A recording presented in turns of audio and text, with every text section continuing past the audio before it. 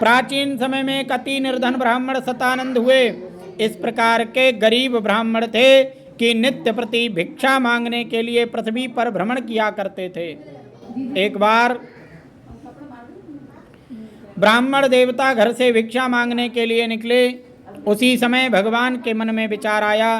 भगवान ने एक दंडी का रूप धारण किया, सन्यासी का रूप धारण किया, और सन्यासी के वेश में आकर के भगवान ने बड़ी श्रद्धा और भक्ति के भाव के साथ सतानंद नामक ब्राह्मण से पूछा, हे विप्रदेव, इस प्रकार दुखासीन अवस्था में आप किस लिए विचरण किया करते हो? आपके दुख का क्या कारण है? दुखस्य किम कारणम?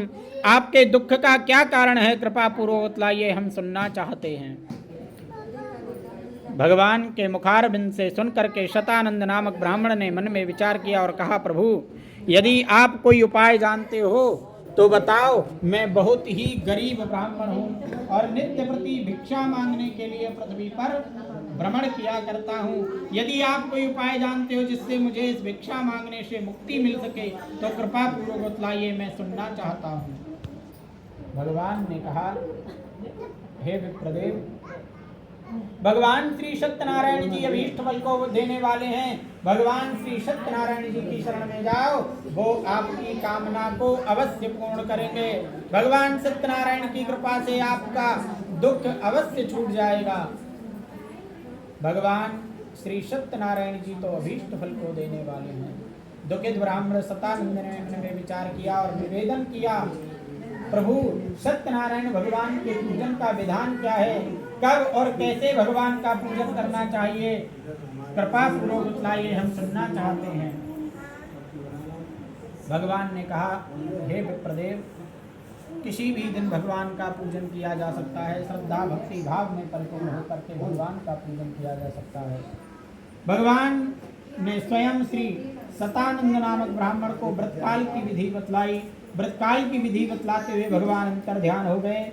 दुखित ब्राह्मण सतानंद ने अपने मन में विचार किया कि भगवान ने तो बहुत सी विधि बतलाई है, इसे मैं कैसे पूर्ण कर सकूंगा? क्यों?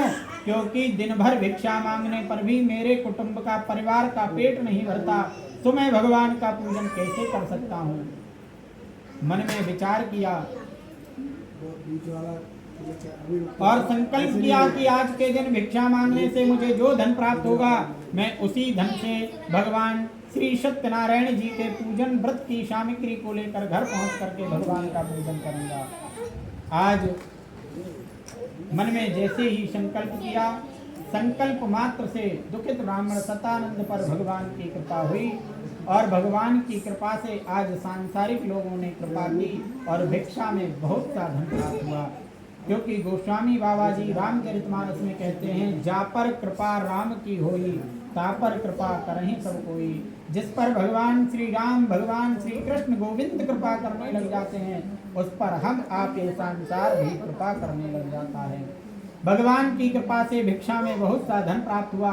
प्रसन्न होकर के इसी धन से भगवान के पूजन की सामग्री को लेकर वह ब्राह्मण घर वापस आया। बंधु बांधवों के साथ एकाग्र भाव से संध्या काल के समय भगवान श्री